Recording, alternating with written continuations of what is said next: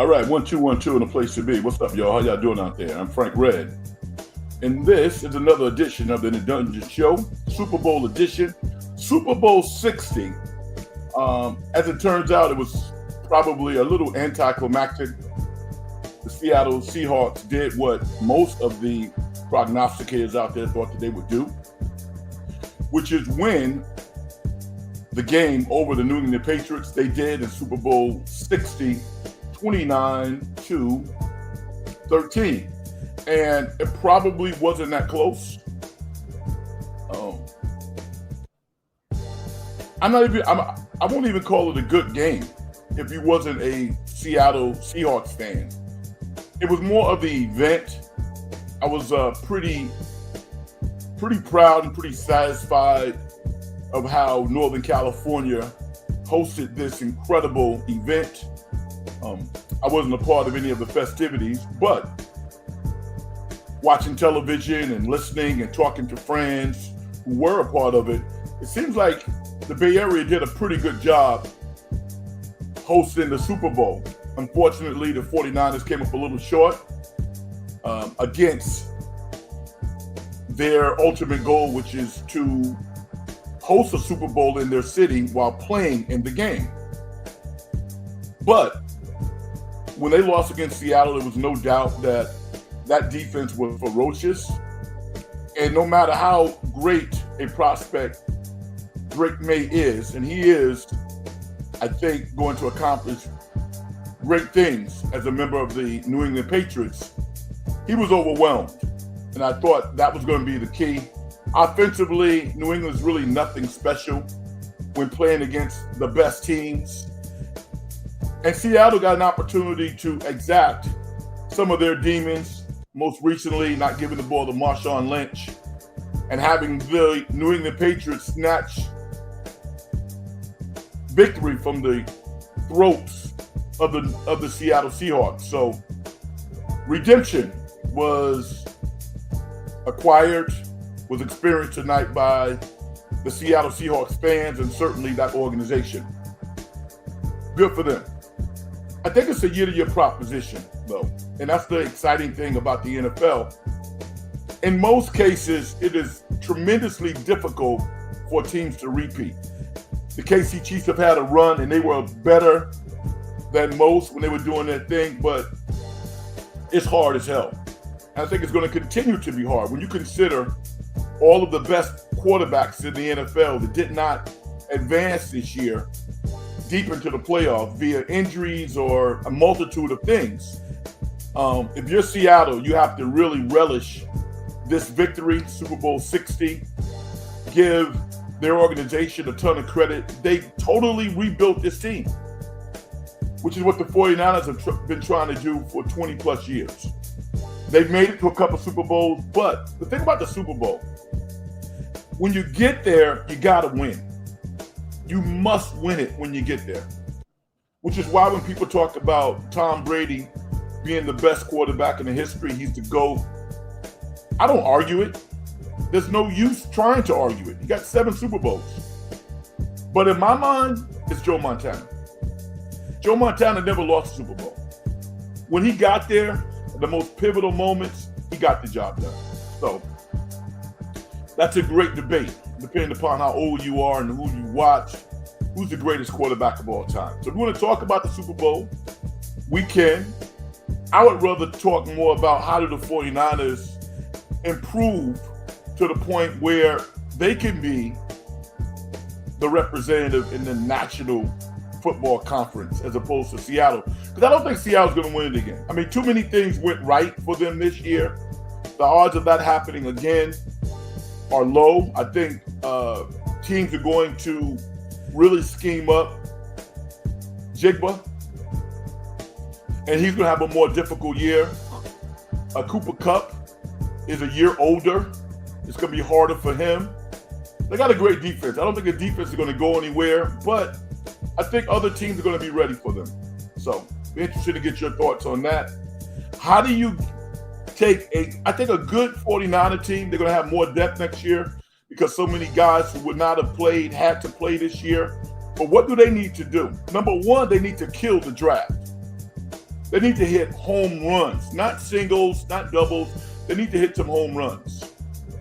So that'll be interesting over the next couple of months as we talk about how the 49ers and other teams prepare themselves to be good next year. The narrative that the 49ers are not going to trade Mac Jones, excuse me. They're going to trade Mac Jones. They're going to do right by him. Why?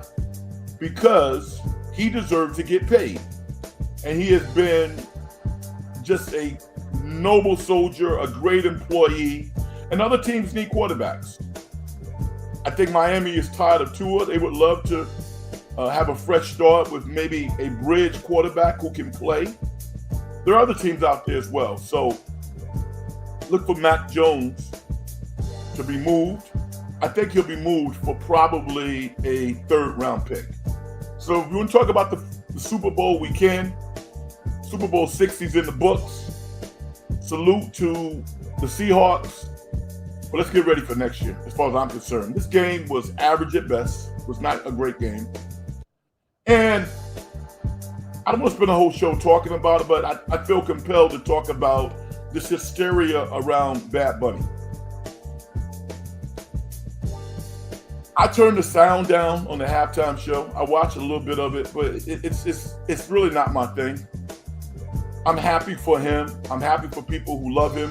I had no problem with Bad Bunny being a halftime show. But his selection for the halftime show was a plug. In spite of him winning the Grammy, it was a plug. Most people in the United States don't speak English. So it was going to be difficult to really get into that style of music, but that's okay. It wasn't for everybody. It was something different. I also think that the climate in the United States was another reason why they wanted to give the Latino community a well-deserved plug. And I think they did. I have no problem with that. So big him up. The only issue that I had was when they called him a rapper. I don't know if Bad Bunny's a rapper. Now, maybe it's my ignorance because I don't know what Latino rap is. Maybe he is a rapper, but that's not the type of rap to listen to. When I think of rap, I think of hard beats, hard hi-hats, some semblance of James Brown. You know, the sonics of a full band that sounds like real instruments, not something that was created by a computer. That's just me. You know, but big him up. I'm glad that things turned out the way they did. He's a mega star, very talented, good-looking brother. And I really never got the hysteria over why he was selected, and people were watching the alternative Super Bowl and what's the guy's name? Kid Rock. I wouldn't watch that crap. You know, not me. I mean, Kid Rock started off as a rapper. And he made a couple of joints. And then maybe he went back to what he was really interested in doing. And I call it crap. It's not crap. People love Kid Rock, but it's not my thing. So, that's my take on the halftime show. I don't think it's going to be applauded. And that's okay. It does not matter that much. But to me, if they were really interested in saying, well, we want to get the next guy or next girl, Miley Cyrus would have been a hit. The Weeknd would have been a hit. And if you wanted to say, forget about politics, we want to get the most talented guy on the planet right now, who's the hottest, who's universally loved, that'd be Chris Brown. Chris Brown would have tore it down. But because of things other than his art, he may or may not ever get that opportunity. All right, that's my take on that. The trade deadline is over in the NBA, and there were a lot of moves. Maybe not all the moves that we thought, but there were a lot of moves. You're welcome to speak to any of those that you want to speak to or have me comment on, and I will. I'm pretty much up to date on everything. I want to talk about, speak to what's happening a little closer to home with the Golden State Warriors. First and foremost, can somebody give Mike Dunleavy Jr. some media training? I mean, who did this guy turn into? Well, you need to have a demand to get a demand. I thought that was stupid. I really did. You know, as a rapper, as an artist, as a writer, I thought that was stupid. And to hear people running around slapping him on the back like he's like Serge from third base or Pete Rock or somebody. Pete Nice. Give me a break. His comments to a reporter. It sounds like he talks down to people. If Mike Dunleavy Jr. is in New York and he's talking to reporters like that, they would crush him. The guy yesterday asked him a very sensible question about what transpired with the Jonathan Kuminga trade and was Draymond involved in the trade? And no, we're not gonna go down that road. I never said Draymond was involved in it. It's like, listen, dude, it's a simple math problem. When you do trades, you have to include players who have contracts. All he needed to say was, listen, we love all our players. We love them all, 1 through 15. But my job is to do what is best for the organization. Beyond that, I'm not going to say anything else. But first and foremost, I love my players. That's it. You don't have to talk down to some reporter who's asking you a perfectly legitimate question. Didn't like that. I am a big fan now of Buddy Hield. The way that his teammates talked about him, I'm a big teammate guy. You don't have to be the best player. You don't have to be the smartest. But giving of yourself for your teammates is something that I really admire and I respect, because it's not easy to do. You know, it's such a me-driven arena. But they love Buddy Hield. I will never forget what Draymond Green, Stephen Curry, and particularly Jimmy Butler did for Jonathan Kuminga. Jonathan Kuminga could have left the Bay Area tattered. Probably $3 to $5 million less, because he might have been suspended, went on the court and looked really bad, had bad body language. You saw none of that for the most part. And it's because those guys had his back. And why did they have his back? I think they had his back because they said, you know what? This is a good dude. This is a good dude who's 22 years old. And we're not going to allow experienced corporate older men to destroy this kid. We're not going to allow it to happen. Why? Because we've seen it before.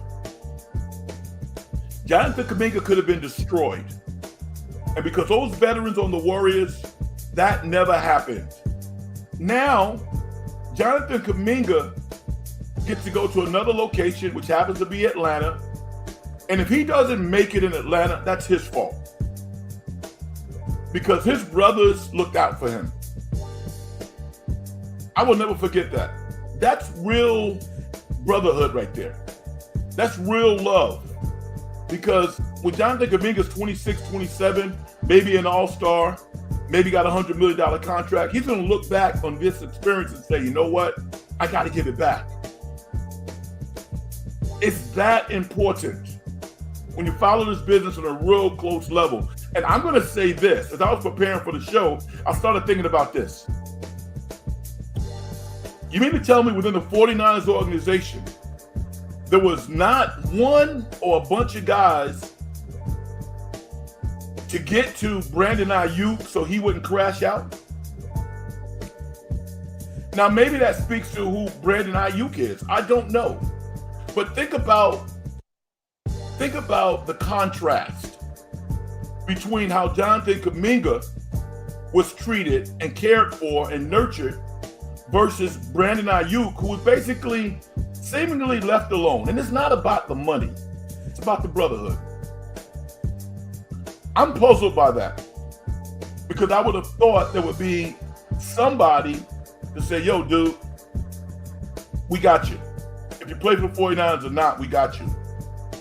And I know there are different games, the NBA versus the NFL, but it doesn't appear that that process happened. And that might have more to do with who Brandon Ayuk is and was as a teammate versus them not caring. But it's interesting, though, don't you think? So the Warriors traded Jonathan Kuminga to Atlanta. Here's an opportunity to be the second best player on that team. He not only landed in a great spot, he's going to a good team. He could be the second best player on that team because he's better than Ricochet. If Atlanta could have traded Ricochet, they would have. They had no takers. For them to get a Jonathan Kuminga, now he got to play. He got to do everything he's supposed to, but he has a real opportunity there. I'm rooting for the kid.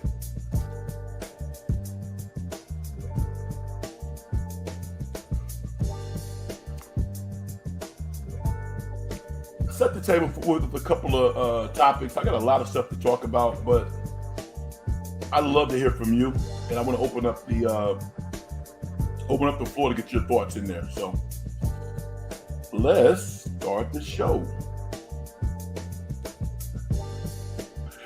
Mr. Goat says, no congratulations to the Seahawks for winning the Super Bowl as a Patriots fan. You're a sore loser, B. I mean, they went out there, they fought hard. I mean, does sports suck? Is sports only good when your team wins? Come on, man. I will never respect the Seahawks as a Patriots fan.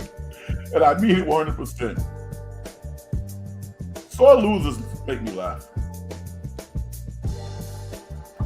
I'm so pissed off that the Patriots lost the Super Bowl to the Seahawks.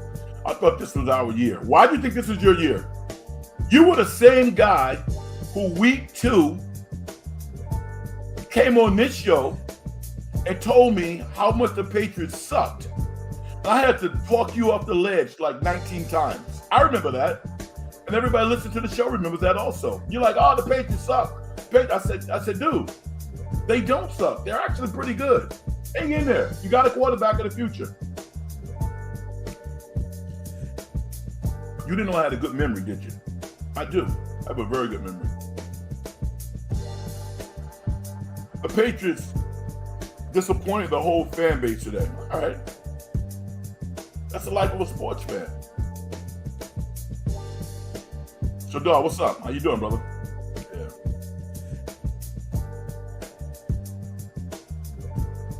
I love this name. Dylan Moreno. Say hello to the host. My man Keith. What's up, Keith? He says, what's up, Frank?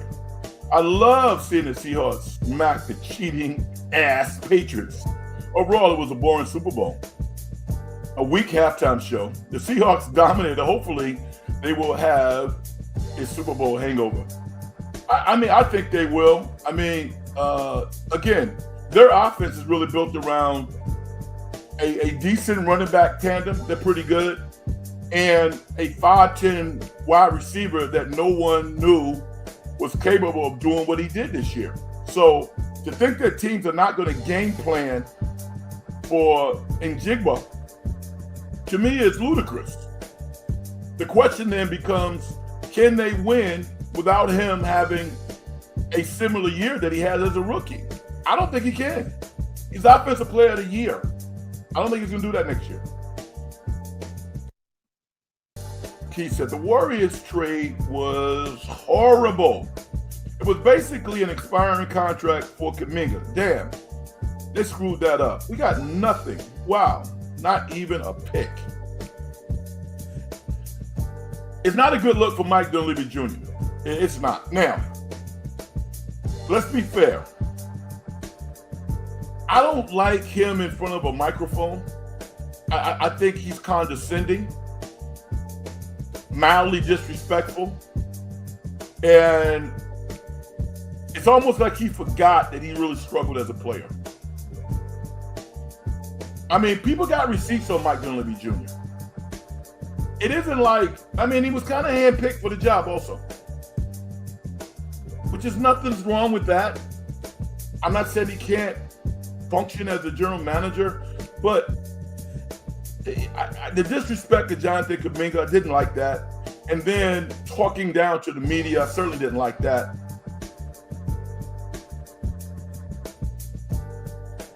And I'm sure Joe Lacob was like, whoa. Certainly not Bob Myers. Dylan says, I personally would much rather have Ricochet over Tinga's fingers.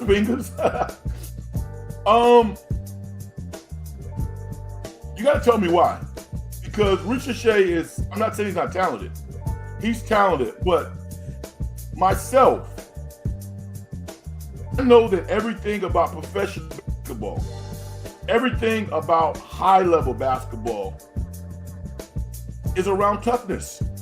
Ricochet has not shown me that he's willing to get his nose bloody and get dirty in this jungle masquerading as a basketball court. It's a jungle. It really is. And I haven't seen that. Porzingis, the prospects of him miraculously turning into AC Green, the Iron Man, are not high. If he's healthy and he plays, none of us think that that's going to happen. But if he does, then it might be a win for the Warriors. Aesthetically, it doesn't look real good. This is a player who Dallas gave away to Washington. He had a couple of decent years for a losing team. Boston got him. Boston basically gave him away to Atlanta. Why? Because he was hurt all the time. And Atlanta was like, we can get Kuminga for an expiring $30 million contract? Oh yeah, we making that deal. So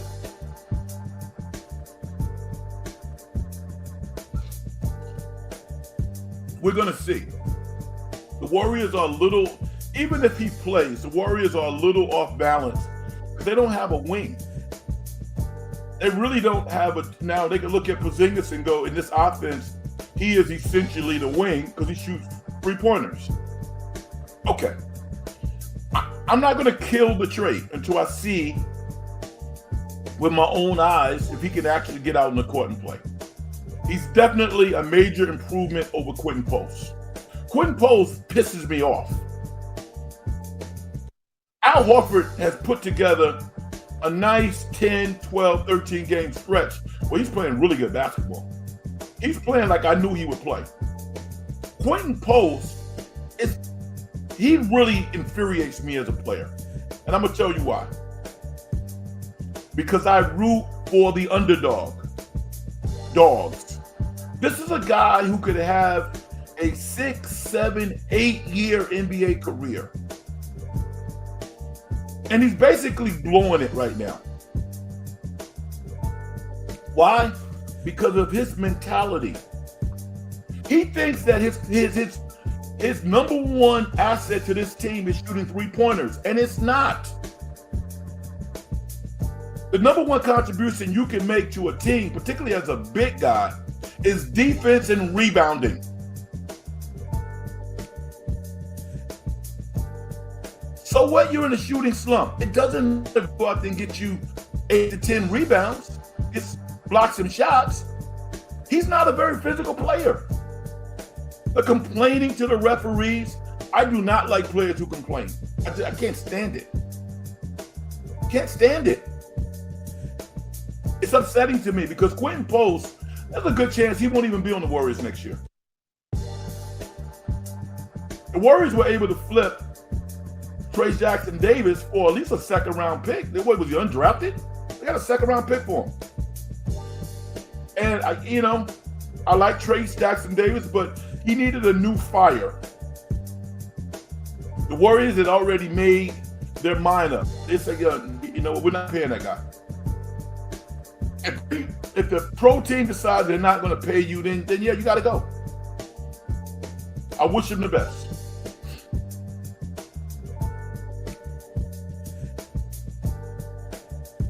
Prospect over damaged goods. Talking about Porzingis, I'm assuming. Maybe it's a project. I trust my eyes. Keys, just like Darnold today, Kuminga will make teams look stupid when he gets a true opportunity to shine. I hope that is the case. And when I was watching the game, when I saw Sam Darnold, who came to mind? Jim Plunkett. Sam Darnold is this generation's Jim Plunkett. You know, somebody who had to get kicked around for years to find a home. That's what happened to Jim Plunkett. Ultimately won a couple Super Bowls. All of this, Sam Darnold's going to screw up, chatter. Get rid of that. Find a new narrative. Find a new one. You can't build talk shows around now that Sam Darnold's going to screw up. The guy that has won a Super Bowl. Was he spectacular? No, he didn't need to be. We've seen so many times in the history of the NFL where the quarterback doesn't have to be great to win. He can be a great defense.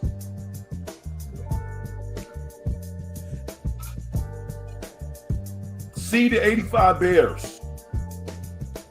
See the Philadelphia Eagles. The 26 Seahawks. On and on and on. Give that man his props.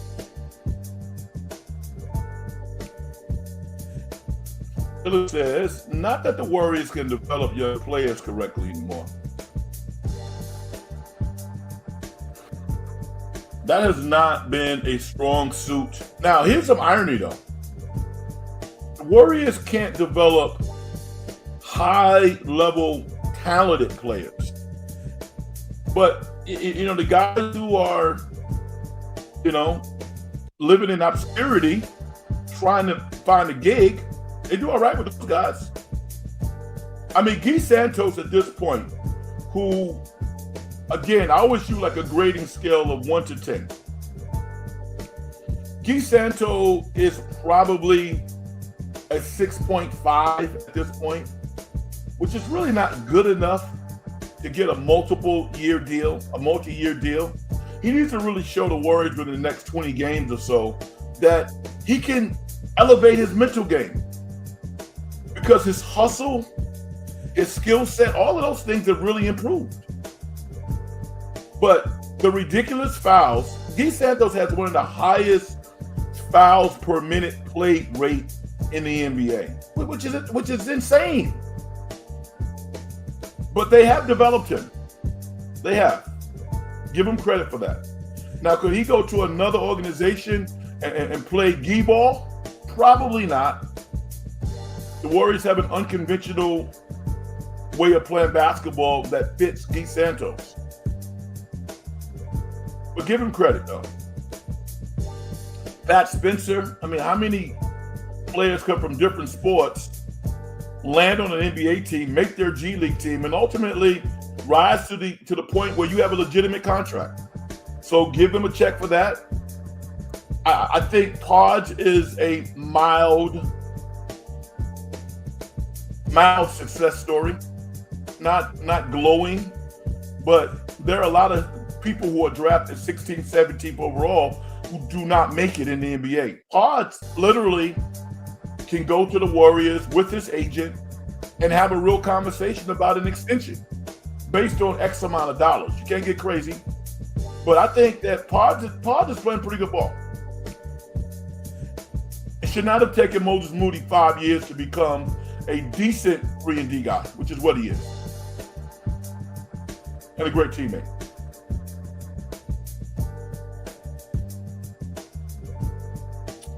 Mr. Goat says, will the Patriots make it back to the Super Bowl next year or not? I don't think so. I don't see, I see Diggs, who's their best wide receiver. Well, he's 30 plus.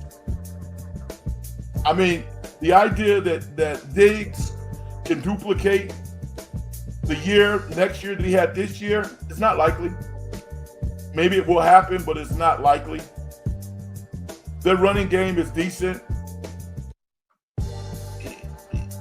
This was a year for the Patriots where the stars were aligned, and as a result, good things happen. I think they are a playoff team. They got a phenomenal coach. But to say that they are the prohibitive favorite in the AFC, no way. I don't see it. Definitely not. Healthy AFC and a first place schedule, Pats have no chance. This was probably their best shot. I agree with that.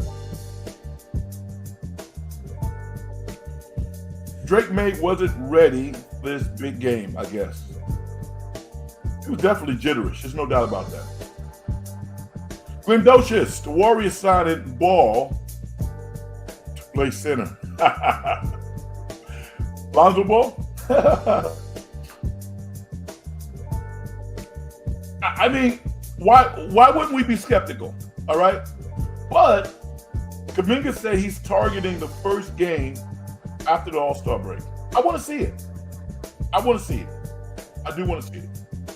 When the last time the Warriors had a 7-footer who could actually stand on the court and you look at the opposing center and say the Warriors center actually had better skills?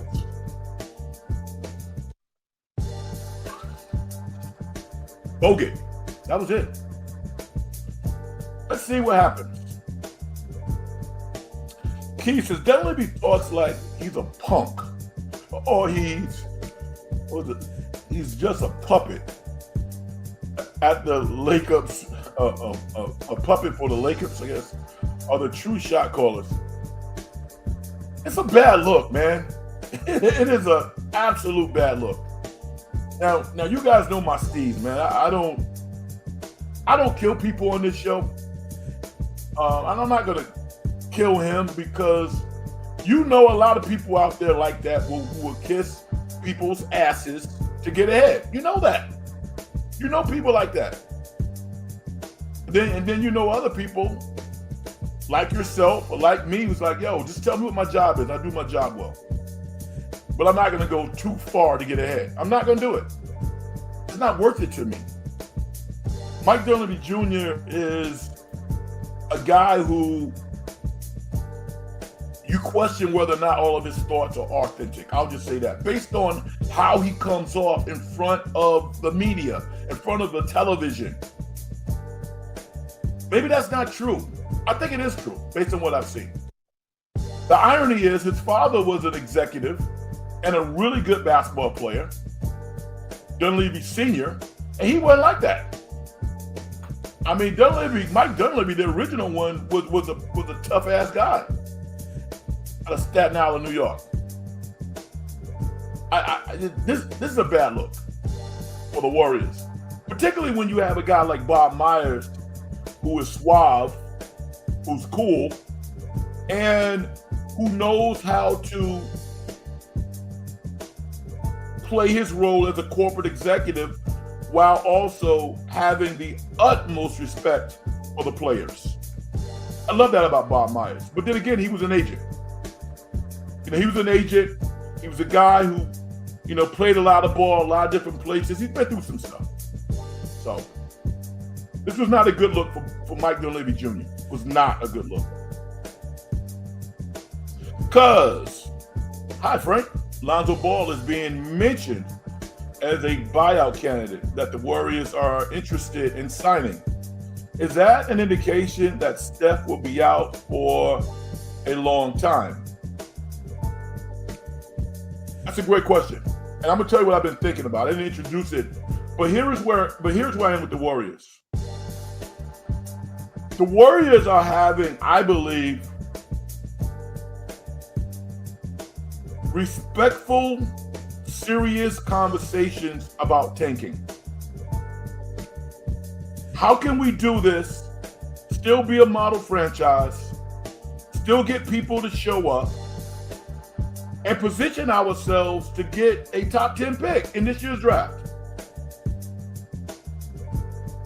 Now, they would deny it, and maybe that's not where they ultimately land. But if you are a forward-thinking organization, like I know Joe Lacob is, I'm a big Joe Lacob believer, and everybody else around you is tanking, do you think, did you hear what the executive said for the Washington Wizards? He said that Anthony Davis is going to fly back to Dallas and continue to rehab his pinky, his finger. And when he's healthy, then he'll come back to Washington. We'll help him find an apartment. We'll check the schools out. We'll do all of those things. And then maybe, I'm being a little facetious here. Then maybe he'll play. He's probably not going to play. Why? Because it's better for the Wizards to get more assets. If I'm the Golden State Warriors, you're going to burn out all these empty calories for the Warriors to be the 8th seed. Maybe they can be the 6th seed, but with no Jimmy Butler, a wounded Kristaps, how far can this team go? But if they somehow got into the top 10 and they drafted the 6'10" kid, Anart from Tennessee, all of a sudden you got your wing that you've been looking for, or another player. I saw this European cat on Illinois, Merovic or something like that. Yo, wonderful player. There's some dudes out there this year, and everybody who's outside of the lottery is going to feel like crap. So if the Warriors took a position where they said long term, it's not in our best interest to run Stephen out there X amount of games, I would really have no problem with it. I wouldn't, because everybody else is doing it. That's how you get better. Particularly in this year's draft. This is an incredible draft. I think Lonzo Ball's done. I believe that. Keith says, all my friends telling me we're going after LeBron next year. I hope we get him. I don't see any other way we can be a title contenders.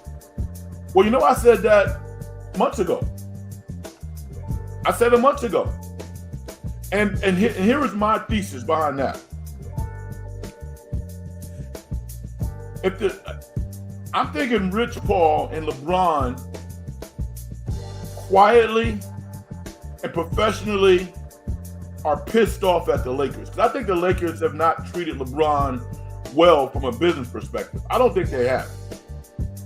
Luka's hurt right now. The Lakers are still expected to win on the back of a 41-year-old. So LeBron is still a top 50 player. Let's not get it twisted.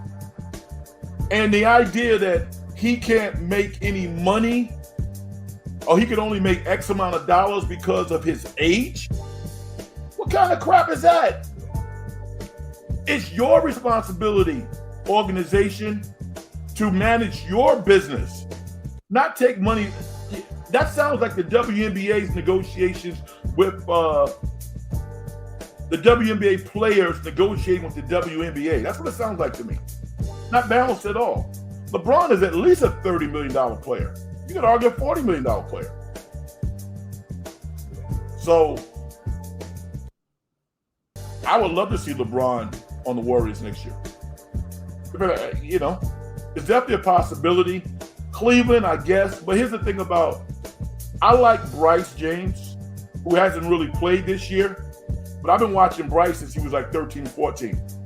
He's redshirting at Arizona. He's going to go back to Arizona. I think next year he's going to get an opportunity to play.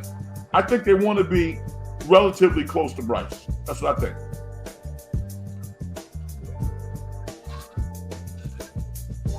And I think that's a factor. As opposed to moving across country, going back home to Cleveland and playing for the Cavaliers.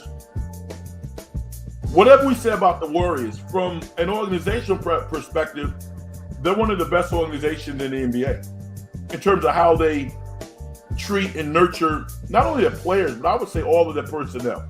I know a little something about that. So it would not shock me if LeBron is a member of the Warriors next year. I don't think it will happen, but it would not shock me at all. What's up, Jay? How you doing? Welcome to the program. Is Alvarado enough to make up for the loss of Deuce McBride? I think he is. Yeah, I think it was a brilliant move by the Knicks to go get Alvarado, New York kid, Christ the King. And Deuce McBride was a good shooter. He wasn't a great defender, wasn't a great playmaker. He was a good shooter. Alvarado is going to be a defensive juggernaut, especially when Jalen Brunson is not in the game. That's what I love about Alvarado. He's a pest on defense. And that's what they need. Alvarado is also, he got some Chris Paul in him. He does. So, he punches above his weight. And what do I mean by that? He'll get on Cat.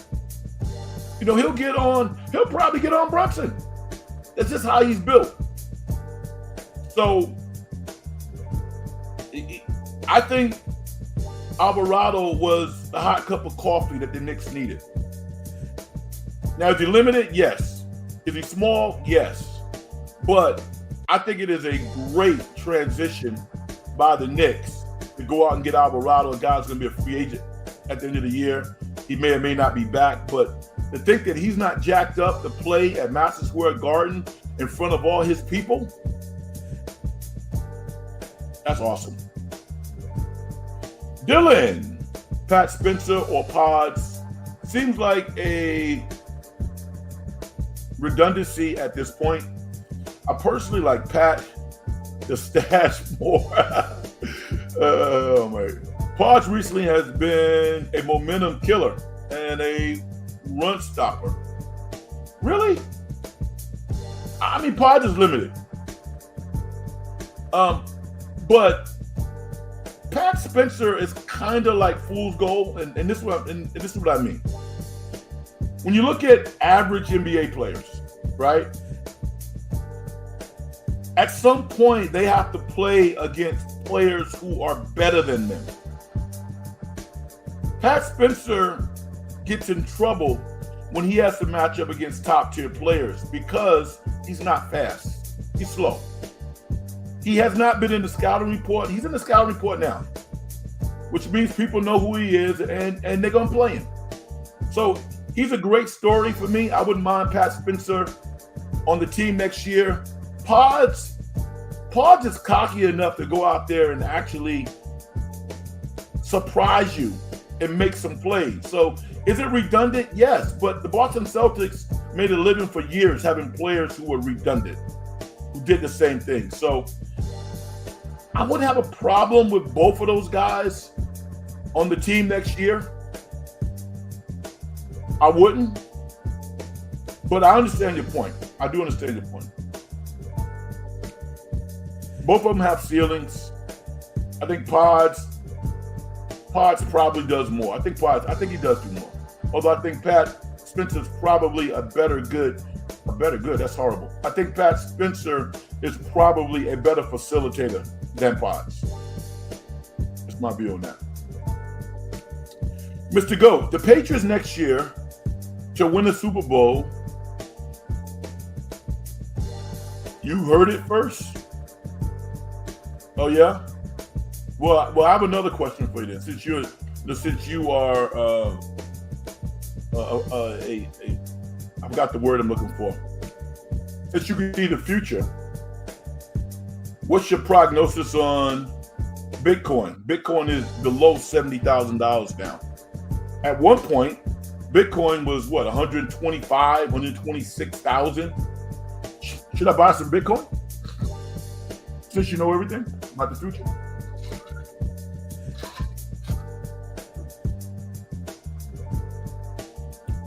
I'm joking. I do my own research. Mr. Goat, Drake May shoulder was actually injured. Yeah, I don't doubt that. Dylan. Hi, Frank. First show I've seen First show I've been able to tune into. Found out about your channel through Side Show. Love hearing your insights, brother. Well, first and foremost, let me say this. Thank you for tuning into the show. I'm a horrible marketer of my show. All these guys and women, they do a phenomenal job marketing the show. I don't. Partly because I'm really busy, but I think I'm pretty good at what I do. So my goal is to be well researched and entertained. And the fact that you found the show from Side Show, which I love going on, is a win for me and hopefully worthy of your time. So thank you. I appreciate you. Hit the like button, subscribe to the show, and we could all eat. So thank you, Dylan. I appreciate it, brother. Key says Super Bowl was great for the Bay Area. Business was booming. And me, a lot of people I know ran into athletes and celebrities who were super cool and friendly. Yeah, totally agree. The Bay Area won, man. The Bay Area won. And I think that there was a nice balance between the South Bay infrastructure and what took place in San Francisco. Because, yeah, everybody had a great time. Seemingly, there was no problems. I didn't really want to deal with it, all the street closures and stuff like that.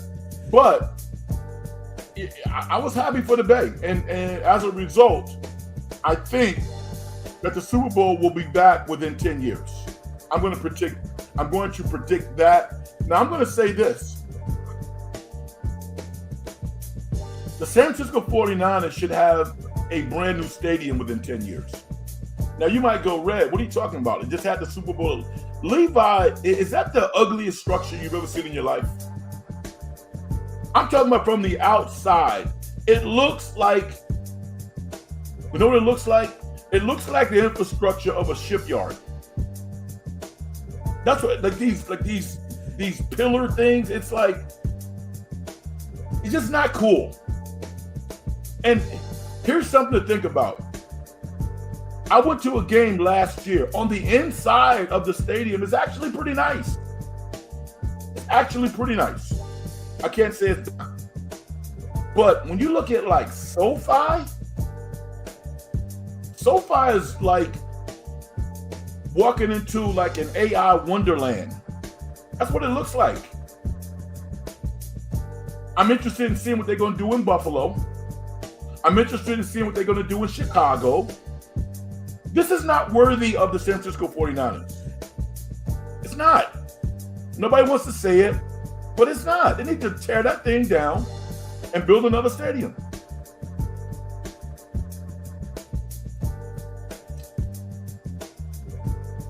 Higgs, what's up? Where the Warriors front office really screwed up, where the Warriors front office really screwed up is whiffing on all their draft picks and holding on to the foolish fallacy that the two timeline project will work. I never bought into that. I never bought into any ridiculous timeline because it's all predicated on whether or not somebody can play. Oh, we're gonna have two timelines, and it's no. You think it's easy to develop an NBA player? I thought it was foolish. I never bought into it. And here's the other thing. Oh, by the way,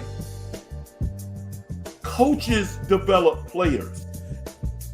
That's not something that Steve Kerr has done really well, particularly young players who might come from different perspectives than Steve Kerr, because that's all of the head coach. Assistant coaches change, they come and go, but if they want to stay employed, they take their lead from the head coach. That has to be an issue, and a constant issue of exasperation for people who are not coaches within the Warriors organization. Because as you said, that's how you build programs, by developing players. I never bought into two timeline stuff. With that said, if the Warriors had a soft tank, they call it soft quitting. If they had a soft tank, it wouldn't bother me, and I think it actually would be smart. It is the best way to build your organization, by nurturing young talent. And there's probably 10 to 12 players in this year's draft that I think can be decent pros, can be really good pros. I had to take another look at Stojakovic, Page's son. I saw him play against Michigan State on Friday. He had a really good game. And he looks like he's getting a little better. I don't think he's going to be drafted in the first round. His ball handling skills are just not good enough. But he can shoot. He certainly understands how to be a pro. He's a natural wing, about 6'8", former McDonald All-American. I'm rooting for him. I really am. SGA says, what are your thoughts on Super Bowl 60 between the New England Patriots and Seattle? From Levi said, you got to show up at the beginning of the show. I talked about that. But essentially, the real star of the Super Bowl was Northern California, the Bay Area. All the events, the hospitality, the food, the culture, the total professionalism of everybody associated with putting this thing together was a star. The game was kind of a dud. Let's be honest. It was not a great game. It was not a great game. I turned the sound down. I love all your content.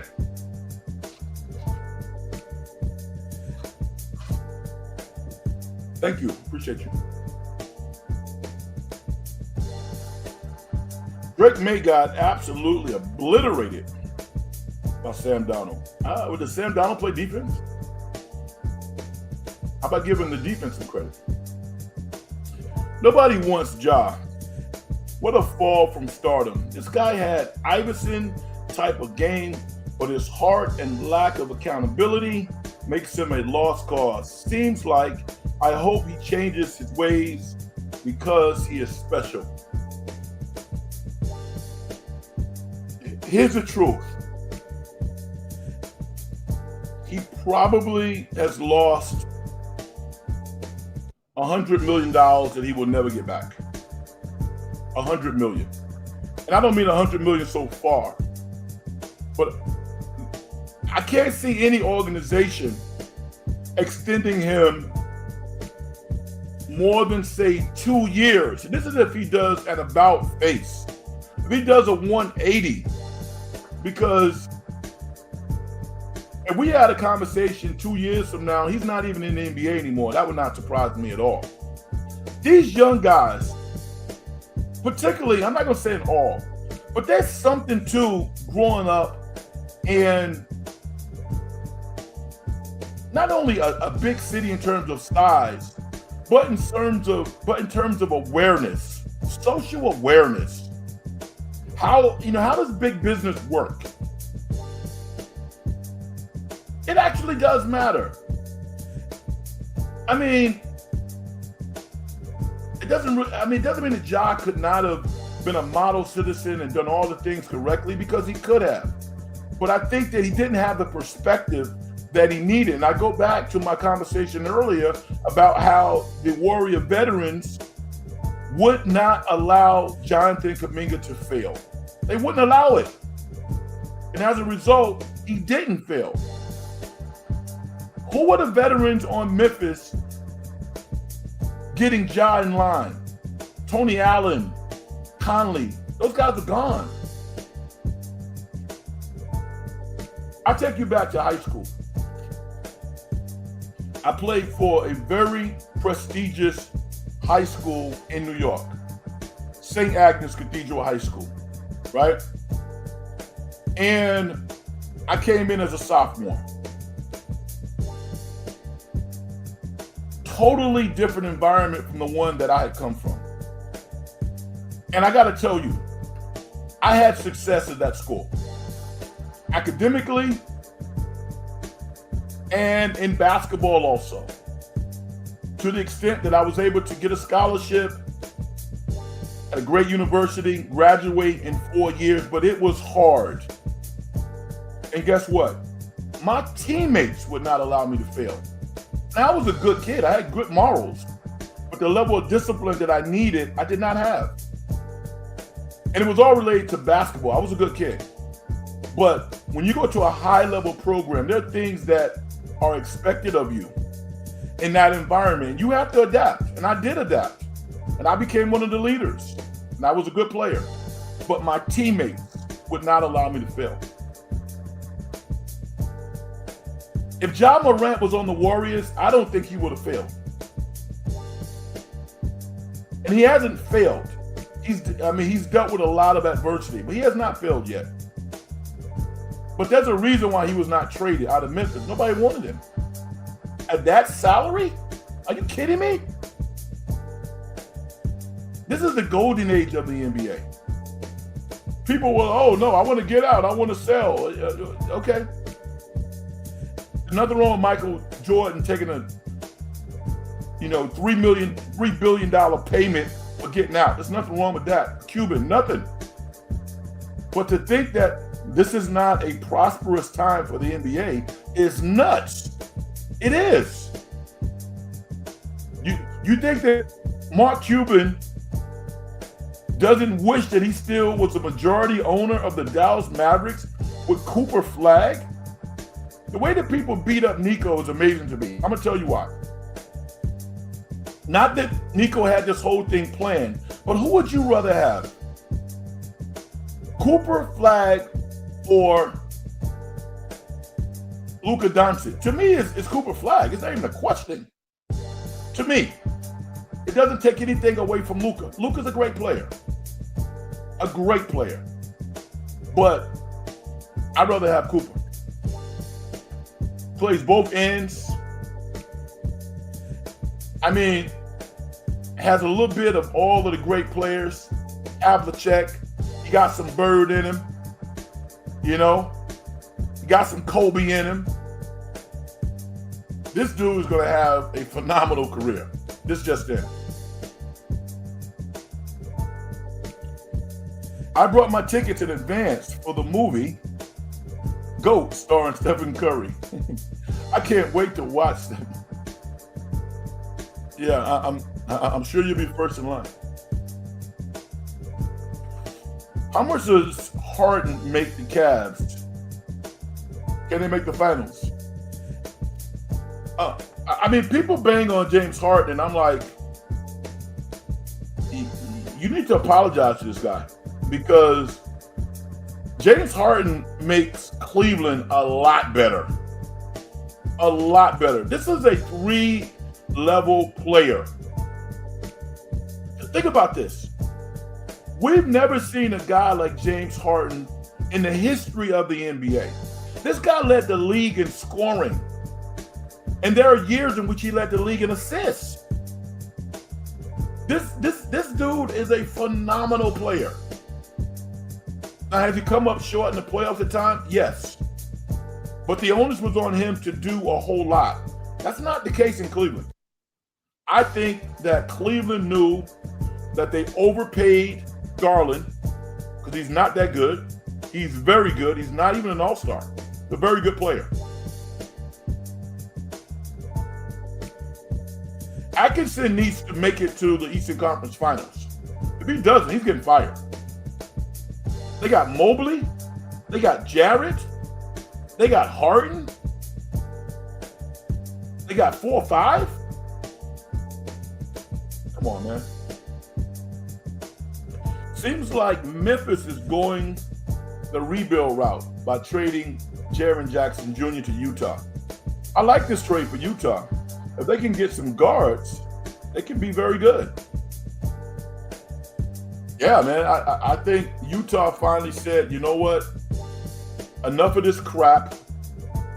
Enough of this ping pong lottery crap. It's time to win some games. To move our chips to the middle and go out and get some players and try to win. And I think Utah can't lose in this year's draft. They can't lose. there's at least 2 or 3 points in this draft that project as high-level players. Acuff in Arkansas, I think a lot of people like him. I like him. I think Scott Perry in Sacramento wants him. So I think if Sacramento's in a position to draft Acuff, I think they will. But if Utah's out of the top 3 or 4, I think they would probably take him also. The kid Kingston, Houston, kind of has an awkward shot, but I love how he plays a little bit like Tony Parker.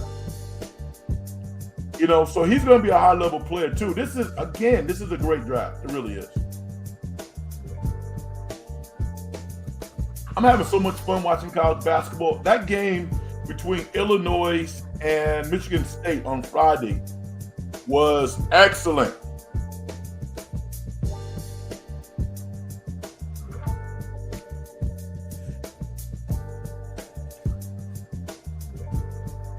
I want to get your thoughts. I introduced it a little bit last week, but I didn't touch on it a whole lot. What do you think about Raheem Morris? I think Raheem Morris, I think he is a good fit because he and Cal have a relationship. I think culturally, I think he kind of works, and people underestimate that. And I don't have any reason to think that he won't be a good DC. But what do you think? Because the 49ers are not going into the offseason from a perspective of if, like they were last year. We do this, if we do that. They have seemingly a pretty good financial structure where they can maybe go get a player that they need.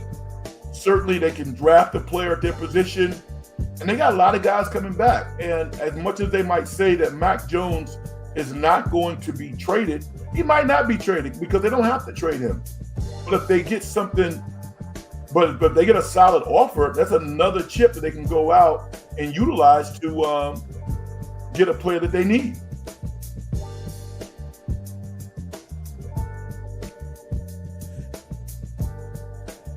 Dylan says, Trey Jackson Davis had a double-double today. I know, greener pastures for both TJD and the cum bucket.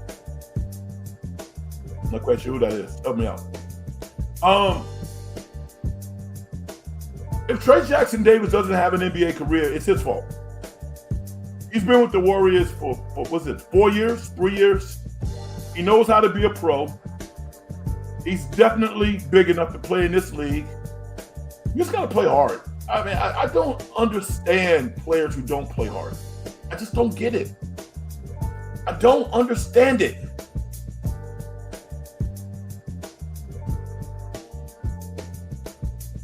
I'm rooting for Trey Jackson Davis. I mean, do you know how hard it is to make millions of dollars to play a game like basketball? Are you kidding me right now?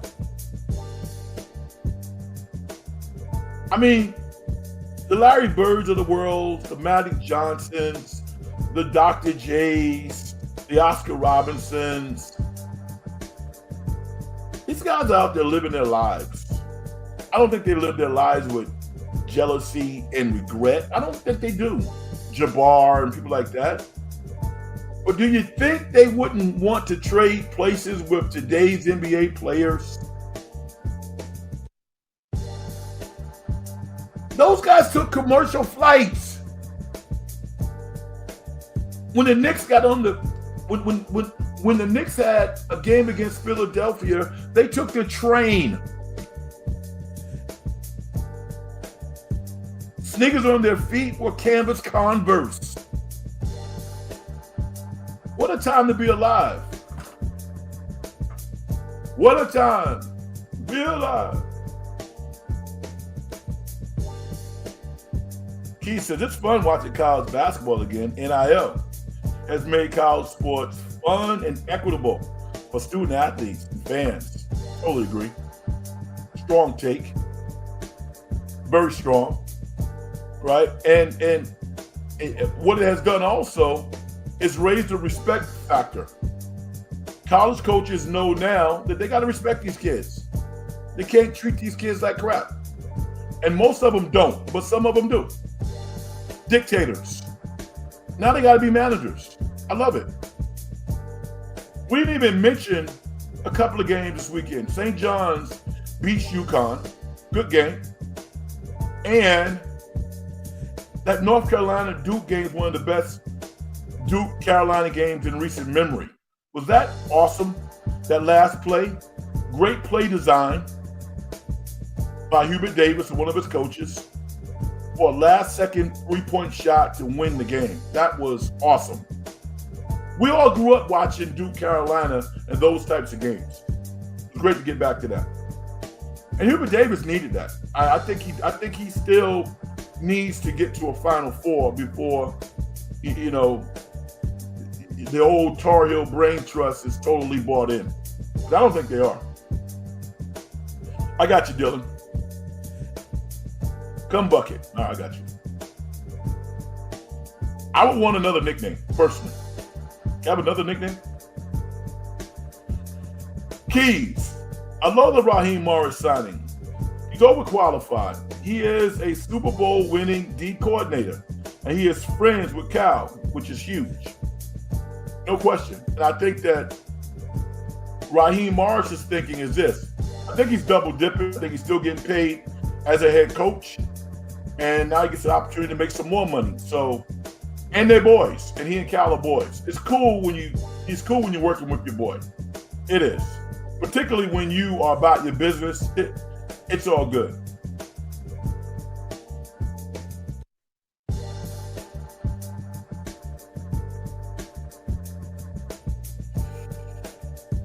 Haruku. I'm going to leave it there. Haruku. Dante Whitner made a pretty good argument for why Raheem Morris was a bad hire. Yeah, you know what? I watch Dante Whitner I watch his online clips. I watch him on TV, and it's all good. I mean, he can build a thesis, but I don't think he's coached before. I've seen Raheem Morris coach, and Whitner is actually a pretty darn good analyst, contrarian. He usually takes a contrarian type of perspective, which is good because you need that. But I'll go with Raheem Morris. I've seen Raheem Morris be a defensive coordinator before. Now, I can't speak as intelligently as Dante can about defensive schemes and so on and so forth, but I believe in the man. I think the 49ers could have done a lot worse than hiring Raheem Morris. This is my view on it. But I like Dante Whitner. And I heard the clip. I watched the clip.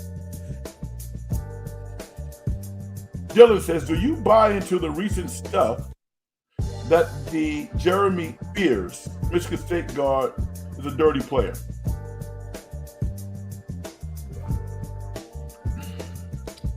To be a dirty player, to me, it takes a dossier. I'm going to say 2 or 3 incidents. I didn't see the play when he apparently kicked somebody in the midsection. You don't want that reputation. You can't do that. I love edge players. I love what Fears did Friday night, Michigan State. I don't want to hear anything attached to his name again that's not positive. Because then you are a dirty player.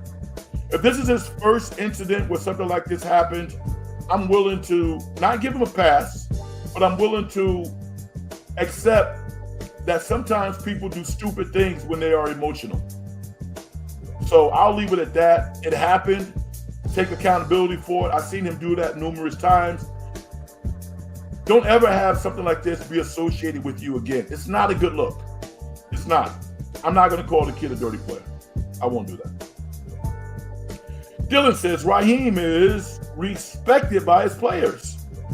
That goes a long way in this NFL world. Jimmy's and Joe's over X and O's. Totally agree with you. Great take. And that's what I mean. Like, you can be a great analyst, but what happened to Saturday? Right? You saw what Saturday did? What's his first name? I can't think of Saturday's first name right now. Stephen A. calls him what? Sergeant Friday. but you think that his perspective on coaching hasn't changed now? He was so beloved that ESPN literally brought him back, 4 or 5 months after him going to Indianapolis to be the head coach with no experience and getting a huge bag and really failing. Coaching is hard. Hard. So Dante Whitner was a really good player. I mean, we have all the reason to believe that he's highly intelligent and analytical, but I don't think he's coached before. Raheem Morris has a Super Bowl ring. Okay? Thanks for saving me, Dylan. Jeff Saturday, interim Colts coach. As a Colts fan, it sucked to see him fail. Legendary player, not so good a head coach. Yeah. And I'm going to give you some personal information. I coach a girls' youth basketball team. And we had a game yesterday. Now, we're playing in the toughest division. We are. I don't have tryouts. It's like whomever wants to play can play. So my team is unbalanced. I have like 3 or 4 girls who have some experience who can play. And I have 3 or 4 who literally have no experience. We're playing against good teams. I have never coached a basketball team that at some point was not really good defensively. Last year, we had a player who was so good on our team. She averaged about 20 points a game, did everything, guard, and now she's playing varsity basketball as a 9th grader. She carried us. We had all these young players who were just kind of learning. These young players that I had have more experience now, right? But their skill level is still not very high. So we got to win with defense. It's hard for me to get these young ladies to believe that because the ego says that scoring is the most important aspect of the game. But at that level, it's not. Even we saw the Super Bowl tonight. It's defense. So our transition defense is not very good. The other team has some good players that were throwing some threes in. And we lost about 20 points. We lost 33-10. And I was so distraught. I went home and slept for like 5 hours. I also had to deal with, I had a young lady who was like, I turned to the bench, she's really inexperienced, and she's crying. I'm saying, what is this? Why are you crying? I'm not getting in the game. Okay, I called timeout. I said, listen. I said, if you want to get in the game, you're going to get in the game, but if you want to get in the game, you got to come to practice. Well, I told the other girl I said, you didn't tell me. You have to come to practice. That's how you get in the game. The previous practice, she came to practice in a pair of boots. Oh my God. I'm talking rain boots.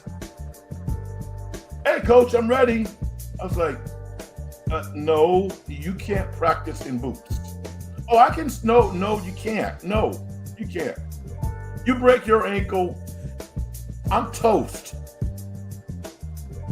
And I'm laughing about this because what it comes down to is trust. I got to do whatever I need to do. At that age, 12, 13, kids, not only girls, but kids are so impressionable. They don't want to get on their friends. They don't want to be leaders at that point. When you have a leader at that point, you got something special. I got a young lady who's actually capable of doing that, but They don't like to get on each other. Friends at that age are so important. So that's my challenge. That's my challenge. And I tell you about it because I go back to Raheem Morris, who Dylan said, Dylan said, it's really about the relationships with the players. That's what it's about. It is about the relationships with the players. It's not about how brilliant your plays is. The Atlanta Falcons won like their last 4 or 5 games because they went out and they wanted to play for their coach and they fired him anyway. That dude, Raheem Morris, is a leader of men. He was a great hire by the 49ers, in my opinion.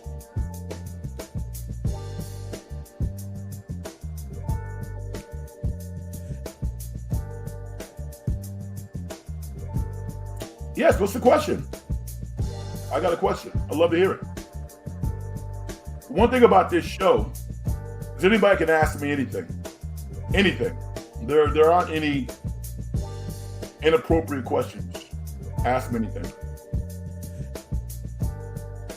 Key says, 10 head coaching opportunities and Saleh was the only minority hire. Brian Flores wasn't good enough. I don't understand. I think you do understand, but I get it.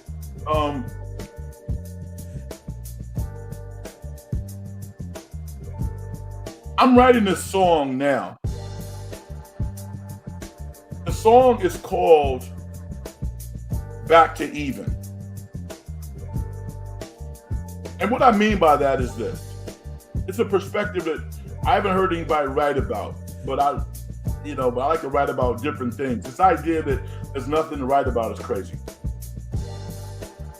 Some people, depending upon how you look, go into an interview, go into an environment where you're already at a deficit. Already, you're at a deficit. You not only have to convince somebody that you're worthy of the opportunity, you got to get back to even. Think about that. Think about how debilitating that is for someone as accomplished as a Raheem Morris, who goes into an interview with an owner who probably didn't make their 3rd grade kickball team. And you got to convince that person or those group of individuals that you deserve this opportunity. And maybe you do a great job. But the first thing that you have to do is just get to even. Think about that for a second. People want to talk about racism. I'm not talking about racism. I'm talking about perception. I watched a movie this weekend I'm going to talk about in a minute called Send Help. And maybe some of you saw that movie. Perfect example. Rachel McAdams, I'll get into it, worked her tail off to get a promotion. And because she didn't look like the frat boy of the person making the hire, she never even got a chance. That's real. Those are real conversations that people get nervous when folks talk about it. It's insane. Now, if you want to say that Flores didn't get a job because he's still in litigation, okay, all right. But to me, Raheem Morris should have a job. Or some other person of color should have a job. 10 openings? Please. All right, here's the question. If the Titans beat the Chiefs in the 2019 AFC Championship game, what the Niners have done to the Titans in Super Bowl 54, what the Seahawks did to the Pats tonight? Great question. And it's logical to think that the 49ers would have won. Yeah. Yes, I think so. I think the 49ers could have beat Kansas City, but they made some mistakes. But I think the Titans would have been an easier opponent. I believe that. So, interesting question. All right, let me talk about the movie that I saw. It's a movie review. I introduced it a little bit. Let me drill down on it a little bit more. Number one movie in the nation. I didn't see it last week. I saw Shelter instead with Jason Statham, who I really like. He gives me what I want. But I saw a movie called Send Help this week. And anytime I see Sam Raimi's name on a project, I know it's going to be pretty good. Sam Raimi's one of the better storytellers and directors that we've seen over the past few decades. This movie stars Rachel McAdams, usually associated with rom-com type of movies. She plays a character by the name of Linda Little. And Linda Little is working in a corporate environment. She crunches numbers, and she's pretty awkward, right? You know, the really attractive woman who they dress down to kind of look unattractive and like a nerd. She plays that character. We've seen that character before. The premise is she has done so well, she's going to be promoted to VP of the company. Her boss, the owner of the company, dies. His young, egotistical, biased son takes over as CEO, president of the company. Instead of giving Linda Little, Rachel McAdams, the promotion that she was promised, he hires his frat boy from college who is incompetent. With that said, they tell Linda Little that she can go on the trip of this big merger acquisition that they're working on. She did all the legwork, put all of the programs together. She's the only female in the group on the plane. There's a plane crash. Madness ensues. There's some things about Linda that comes out that makes her more equipped to survive a plane crash on a desert island than this dweeb of a guy. And I'll leave it at that. And madness ensues. There's some surprises. He understands that she's not the innocent little person that he could make fun of and disrespect. And she shows that she can stand up for herself in ways that nobody knew she could. Very entertaining. About an hour, 50 minutes, which is long enough. I would suggest it if you are a person who likes to go to the movies.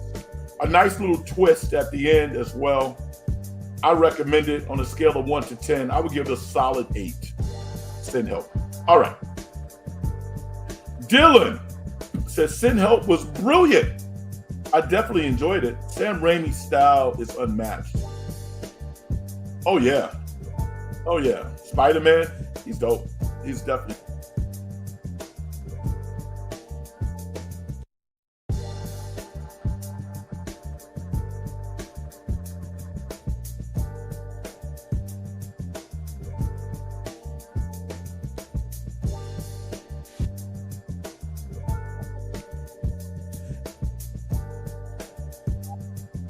It's very sensitive. If I start like hitting buttons and stuff, just like that, I go away.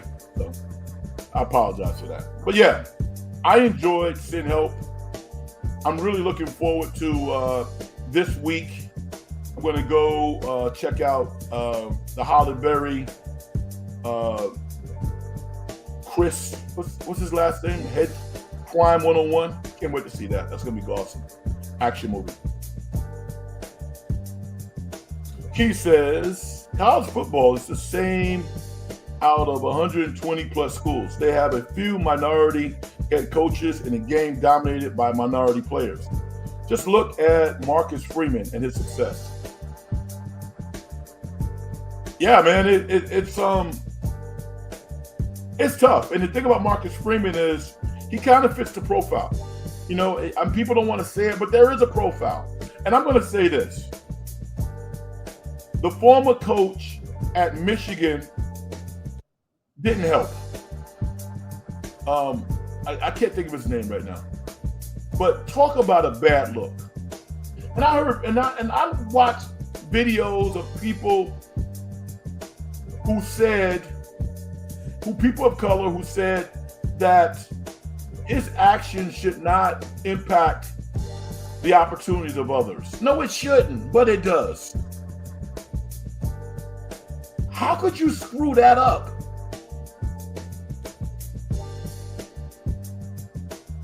Now, do I hope that he has a redemption moment? Yeah, I do. Yes, I do. You know, I don't think that you bury people when they do make bad decisions. I don't think you do that, because everybody does to some extent. That would not have happened to me, by the way. But yeah, I mean, getting back to even. Again, getting back to even. Mr. Goat says the new England Patriots played their worst performance ever in the Super Bowl. I never want to see it again as a Patriots fan. Hopefully you won't. All right, this has been a fun, entertaining show.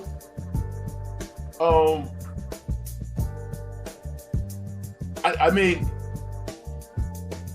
it's hard for me to. I want to close the show just acknowledging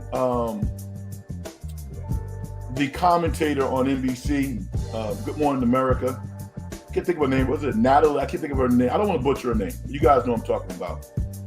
Her 84-year-old mom and her siblings' mom is missing right now. That just hurts my heart. It made me so sad. I'm still sad about it.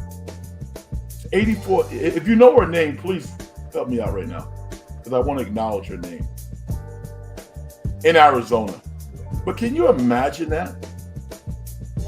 Let's all send out some prayers to hope that they find this woman and she makes it back safely.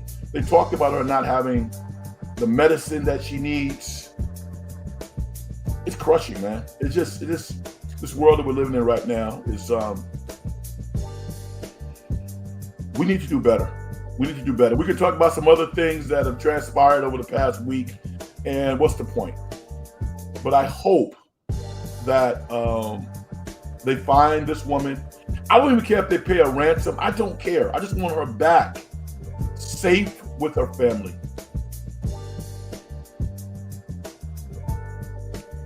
Keys, thank you, because I forgot. Hit like and subscribe. Thanks, Frank. Peace and blessings. All right, everybody. Hit me at Big Frank Red on X, Twitter. Certainly hit the like button and subscribe to the show. And I will talk to you down the road. Thank you. I appreciate y'all. Good night, everybody. Peace.